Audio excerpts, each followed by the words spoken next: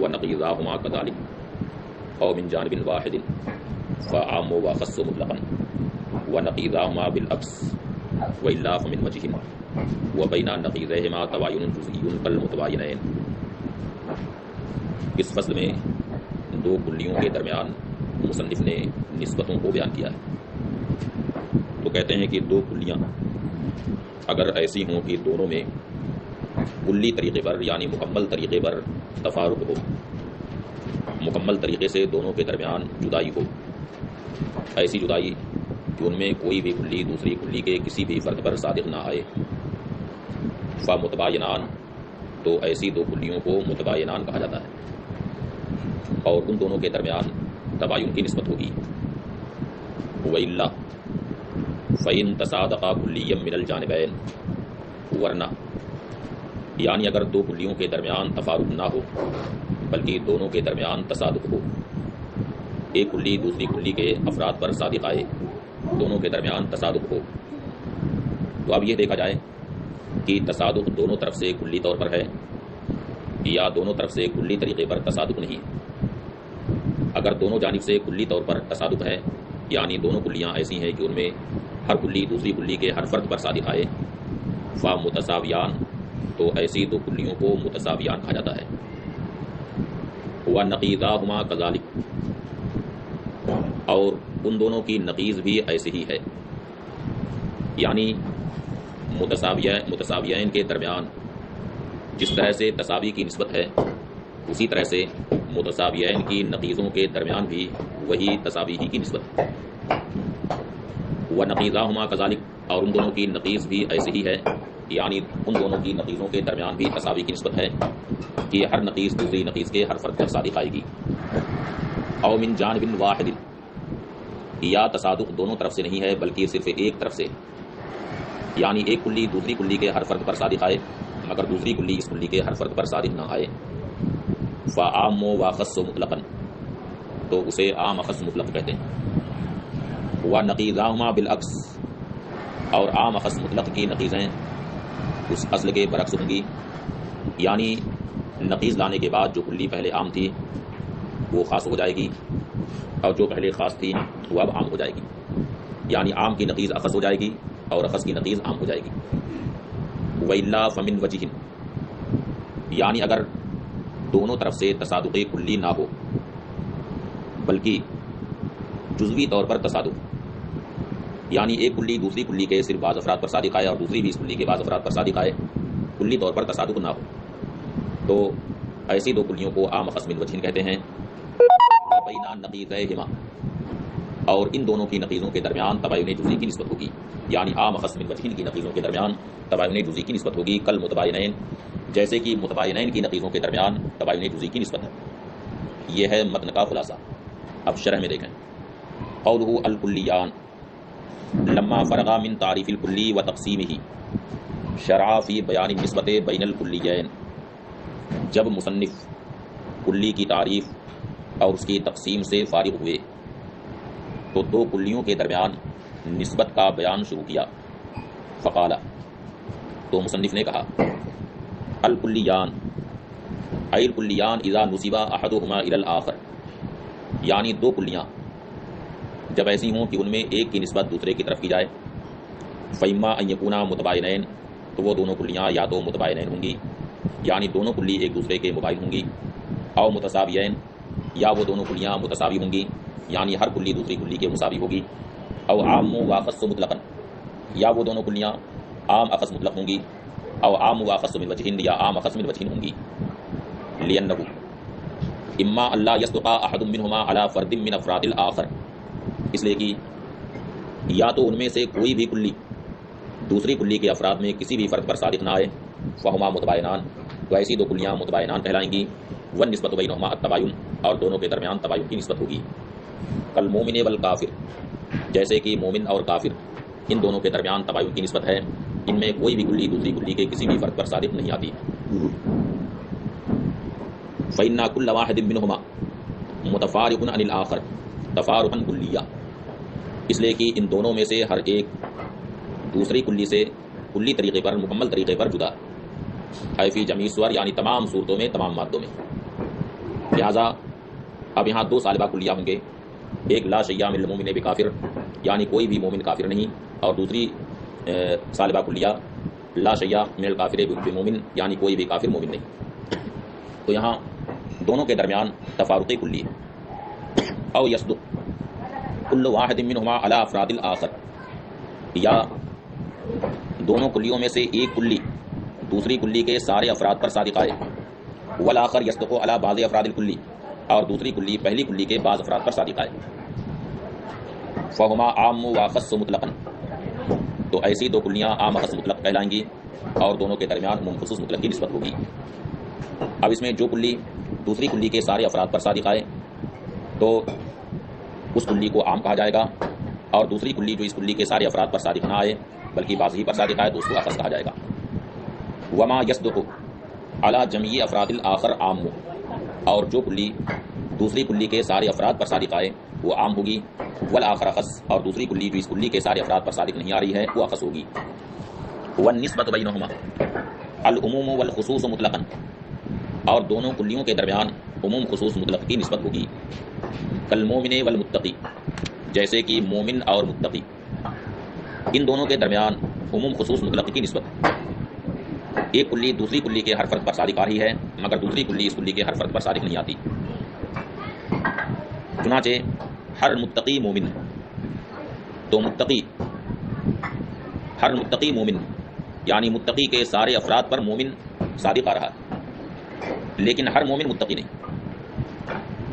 تو مومن کے سارے افراد پر متقی کا صدق کلی طور پر نہیں ہو رہا۔ فإن المؤمن یصدق علی جمیع افراد المتقی، کیونکہ مومن متقی کے سارے افراد پر صادق آتا ہے، ہر متقی مومن، دون العکس اللغوی، اس کا برعکس نہیں، یعنی ہر مومن متقی نہیں ہوتا۔ یہاں عکس اصطلاحی مراد نہیں ہے جو مناطقہ کے یہاں بولا جاتا ہے، یعنی عکس مستوی جو مناطقہ کی اصطلاح ہے وہ مراد نہیں ہے، بلکہ عکس لغوی یہاں پر مراد ہے۔ اولا یصدق احدہما علی جمیع افراد الاخر، یا ان دونوں میں سے ایک کلی دوسری کلی کے سارے افراد پر صادق نہ آئے، بل یصدق کل منہما علی بعض افراد الاخر، بلکہ دونوں میں سے ہر کلی دوسری کلی کے بعض افراد پر صادق آئے، یعنی دونوں میں جزوی طور پر تصادق ہے، دونوں کلیاں ایسی ہیں کہ ہر کلی دوسری کلی کے صرف بعض افراد پر صادق آ رہی ہے اور بعض پر صادق نہیں آتی،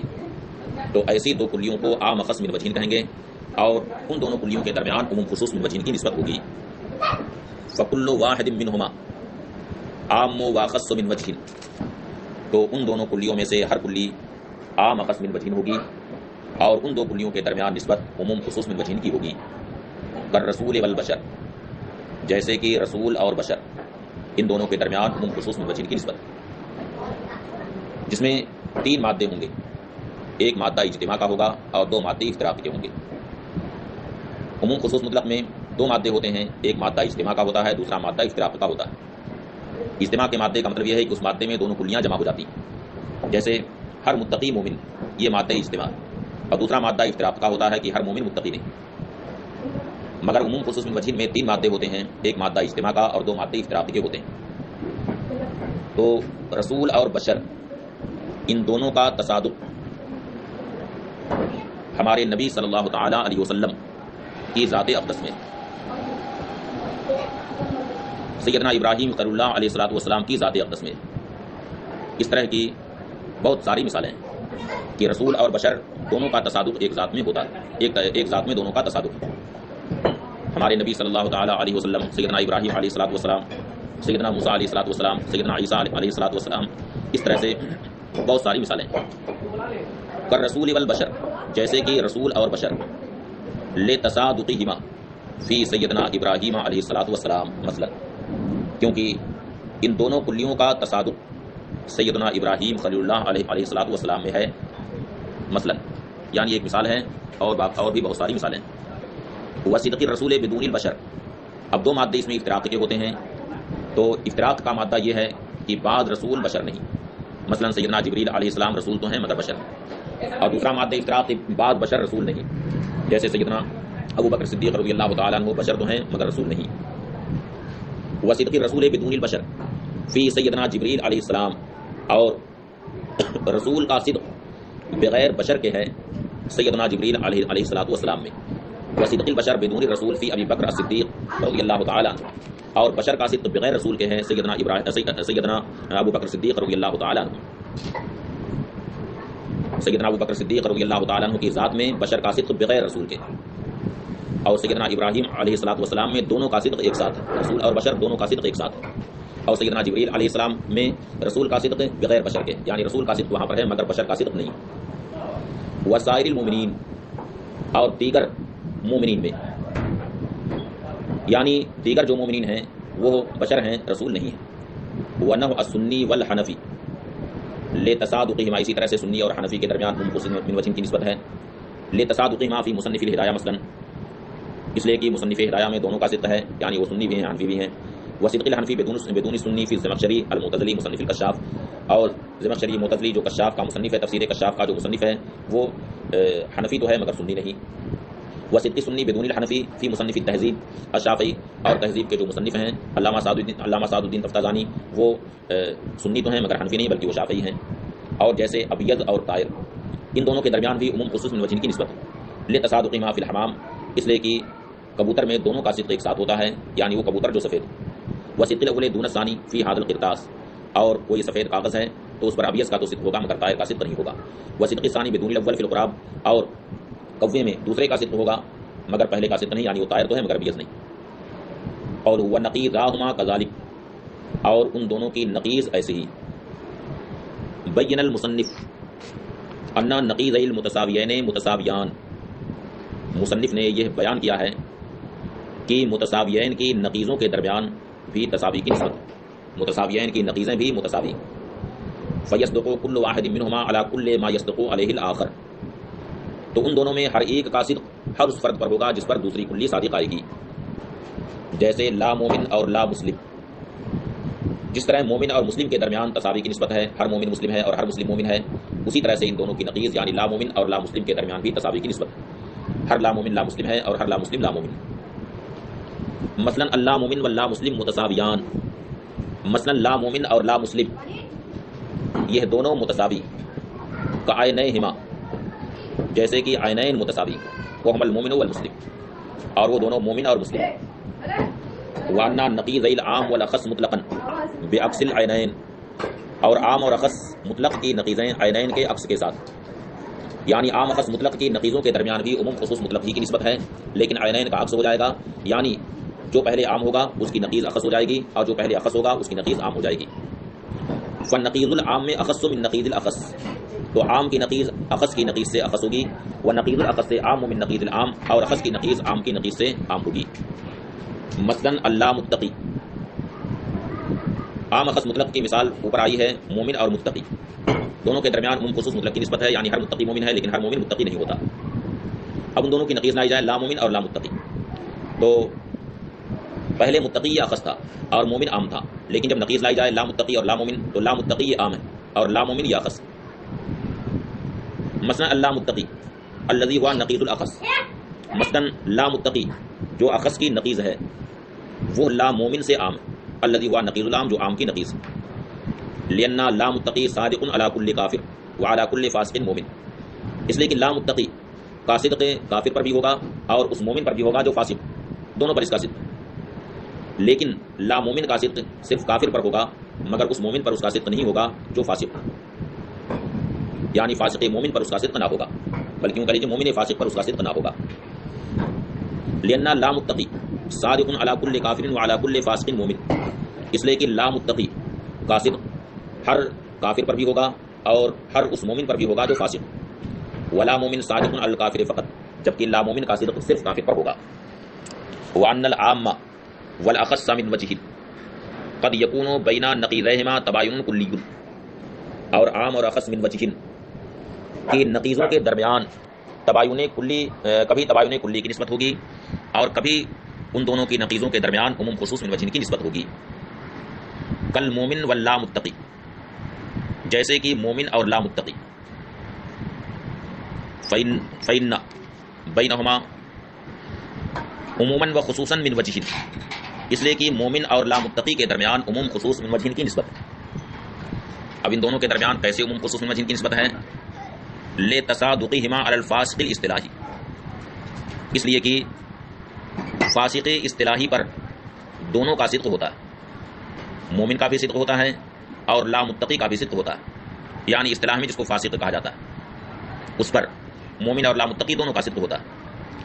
وصدق المومن بدون الآخر علی المتقی، اور مومن کا صدق بغیر دوسرے کے یعنی بغیر لا متقی کے متقی پر ہوتا ہے، یعنی متقی مومن تو ہے مگر وہ لا متقی نہیں۔ وصدق لا متقی بدون المومن الکافر، اور لا متقی کا صدق بغیر مومن کے کافر پر ہوگا، یعنی کافر لا متقی تو ہے مگر وہ مومن نہیں۔ وبین نقیضیہما، اور ان دونوں کی نقیض کیا ہے؟ ہم لا مومن والمتقی، لا مومن اور متقی، ان دونوں کی نقیضوں کے درمیان تباین کلی کی نسبت ہے۔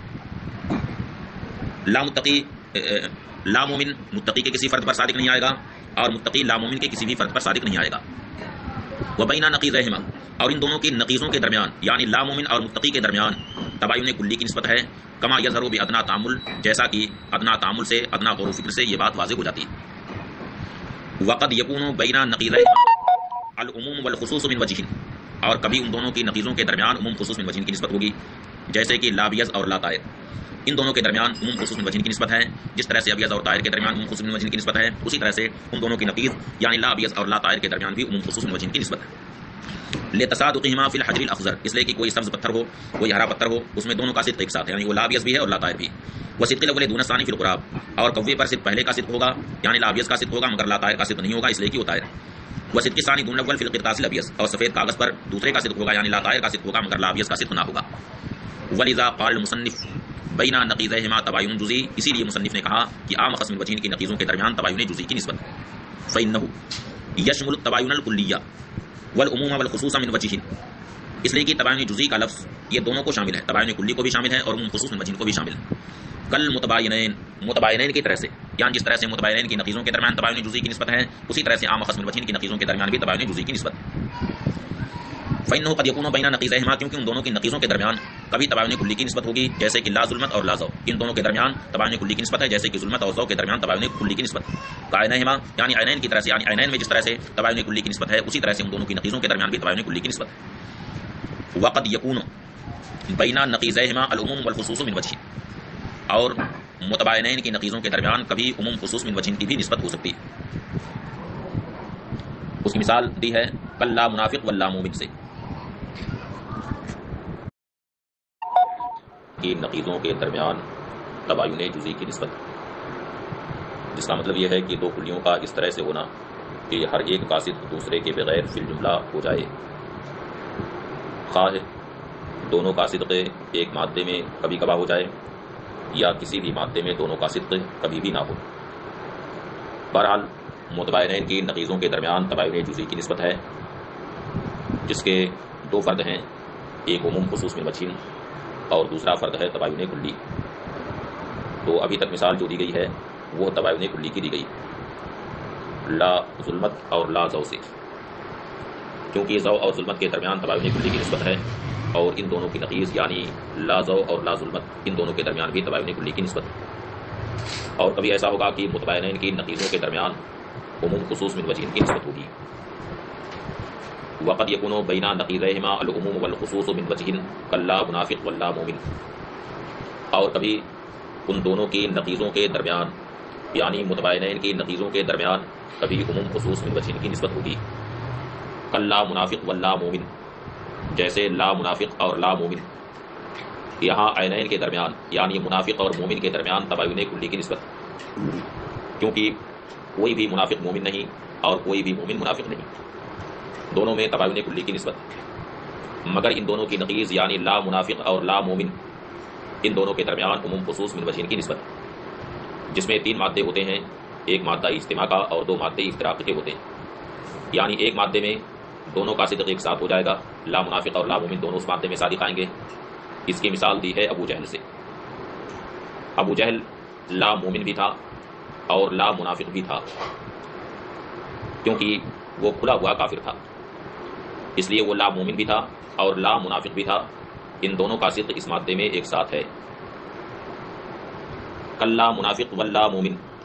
جیسے لا منافق اور لا مومن، فإن بینہما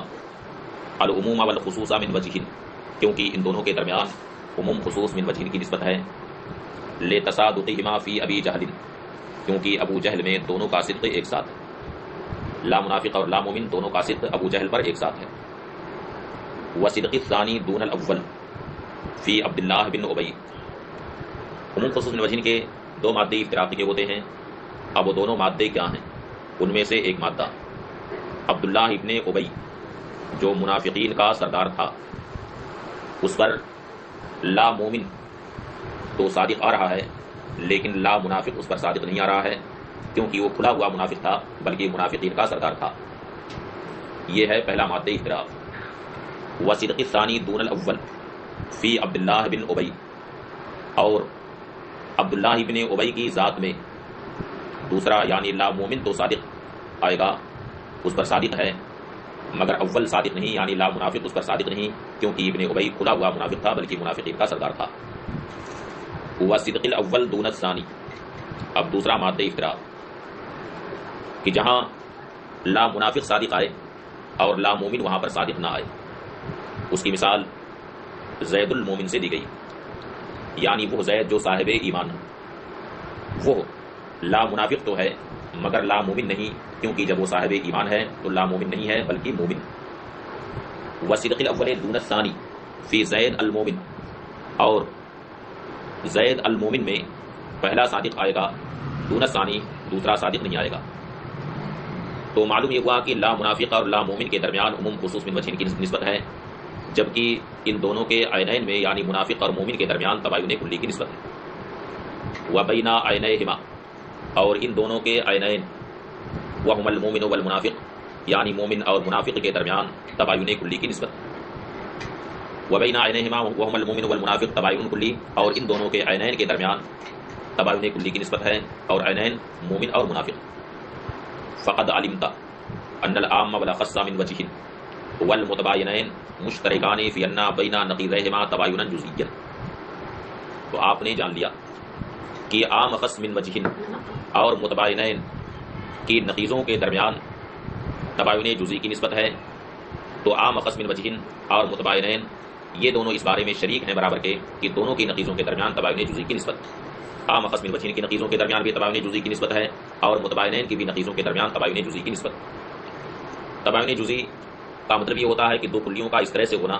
کہ ان میں ایک کلی دوسری کلی کے بغیر فی الجملہ صادق آئے۔ فی الجملہ صادق آنے کا مطلب یہ ہے کہ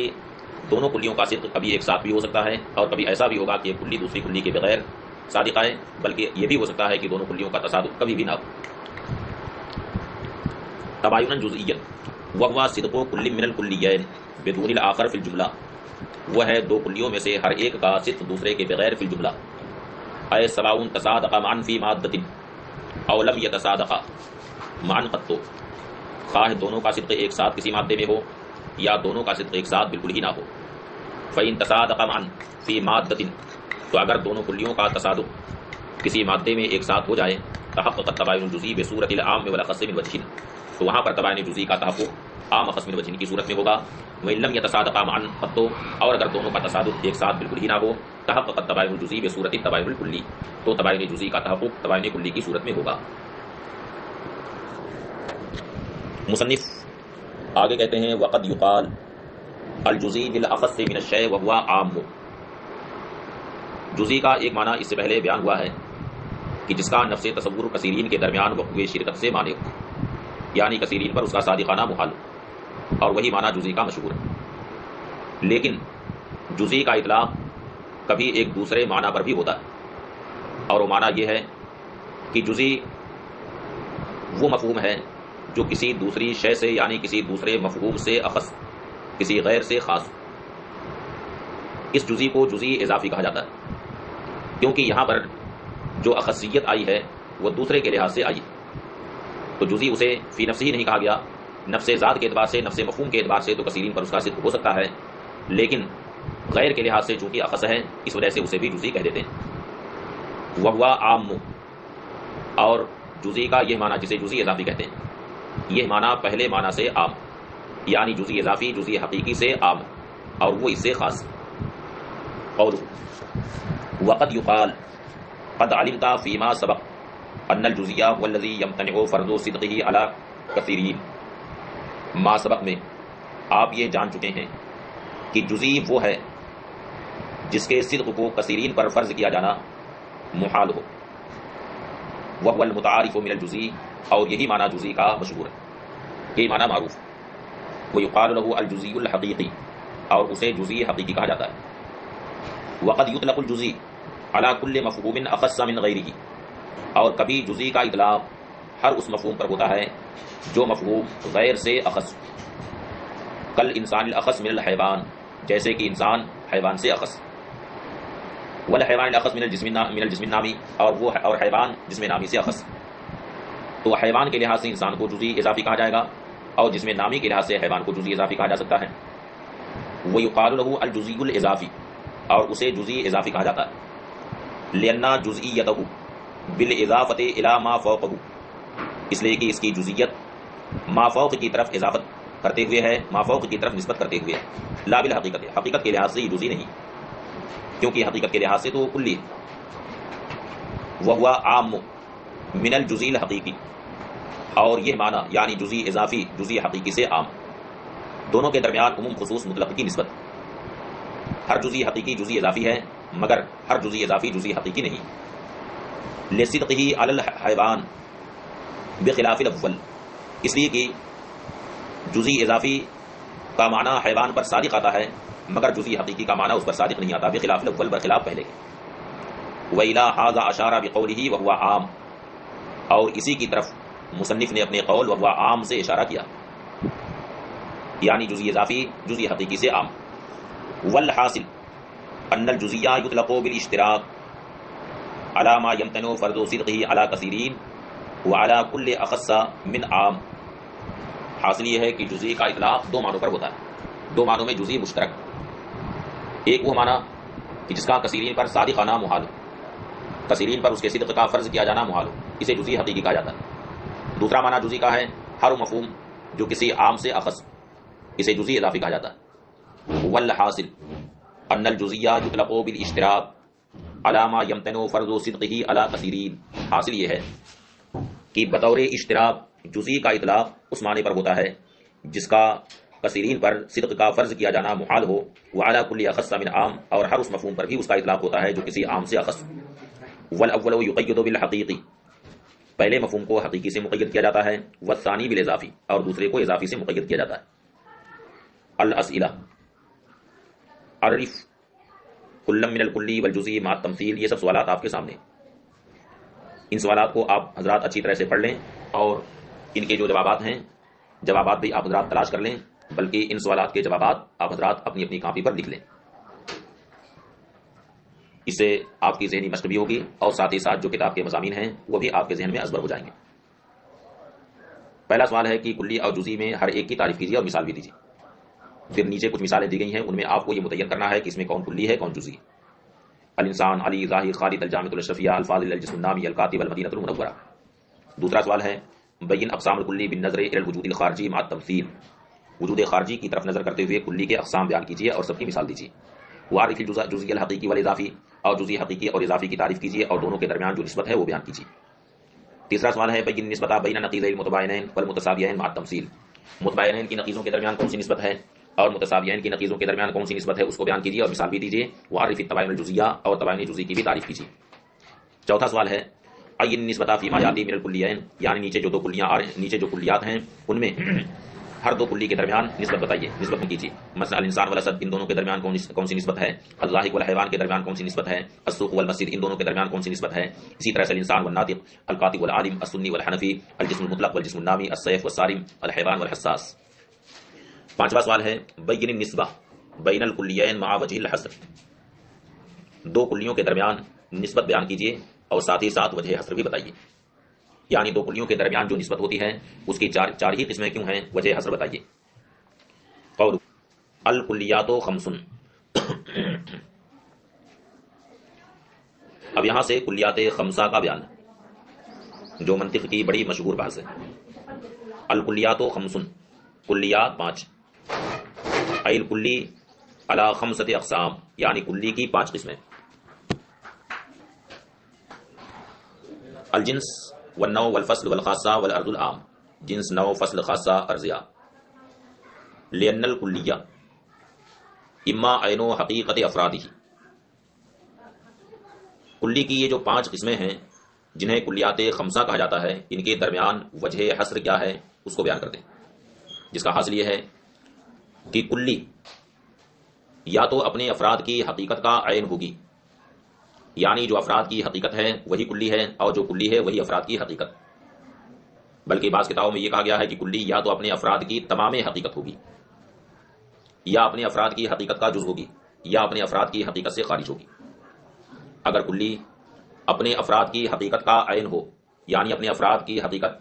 اپنے افراد کے لیے تمام حقیقت ہو، تو وہ نوع ہے،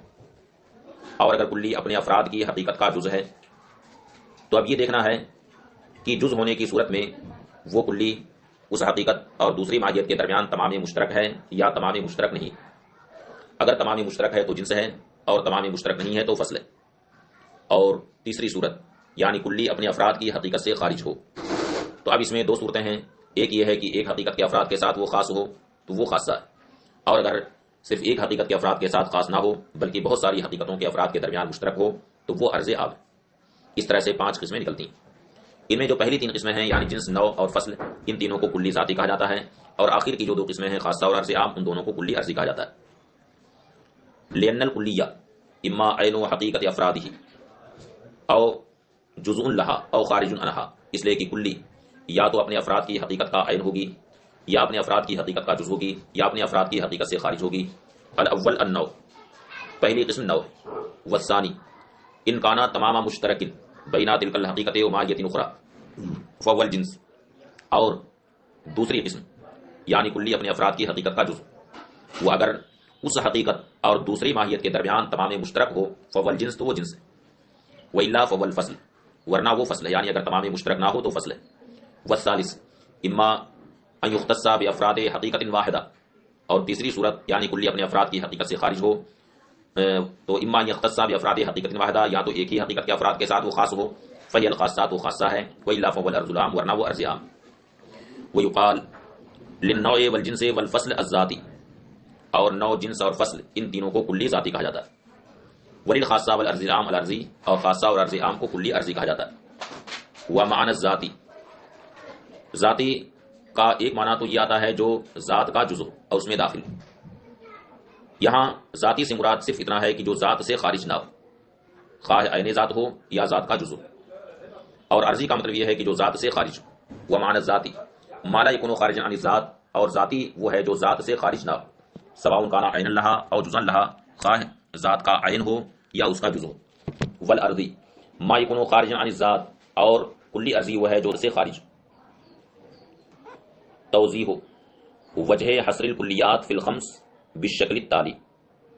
یعنی 5 اقسام میں کلی منحصر ہونے کی وجہ تو بیان کر دی گئی ہے،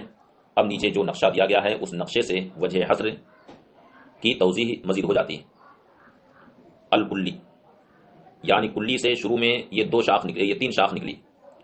جزء الماہیہ، تمام الماہیہ، خارج عنہا، عارض اللہ، یعنی کلی کی پہلی شاخ ہے ماہیت کا جزء، دوسری شاخ ہے تمام ماہیت، تیسری شاخ ہے ماہیت سے خارج ہو اور اس کو عارض ہو۔ پھر جزء ماہیت کے تحت 2 شاخ نکلی ہے، عام منہا، ایک یہ کہ ماہیت سے عام ہو، دوسری شاخ یہ ہے کہ صدق میں اس ماہیت کے مساوی ہو، یعنی جہاں وہ ماہیت صادقہ ہے وہاں یہ جز صادقہ ہے، جہاں یہ جز صادقہ ہے وہاں وہ ماہیت صادقہ ہے۔ تو عام منہا والی جو قسم ہے وہ جنس ہے، اور جزء ماہیت کی وہ صورت ہے، وہ صورت جو ماہیت کے مساوی ہو صدق میں، جسے فصل کہتے ہیں۔ الکلی تمام الماہیہ، یعنی کلی اگر تمام ماہیت ہو تو وہ نوع ہے۔ خارج عنہا یعنی کلی ماہیت سے خارج ہو اور ماہیت کو عارض ہو، تو اب اس کے تحت 2 شاخیں نکلتی ہیں، ایک یہ ہے کہ اسی ماہیت کے ساتھ خاص ہو، اور دوسری شاخ یہ ہے کہ اس ماہیت کو اور اس کے علاوہ دوسری ماہیت کو عام ہو۔ تو اگر اس ماہیت کے ساتھ وہ خاص ہے وہ الخاصات، وہ خاصہ ہے، اور اگر اس ماہیت کو اور اس ماہیت کے علاوہ دوسری ماہیت کو بھی عام ہو وہ العرض العام، تو وہ عرض عام۔ اس طرح اس نقشے سے کلیات خمسہ کی وضاحت بھی ہو جاتی ہے، اور ساتھ ہی ساتھ ان اقسام خمسہ میں کلی کے منحصر ہونے کی وجہ بھی ظاہر۔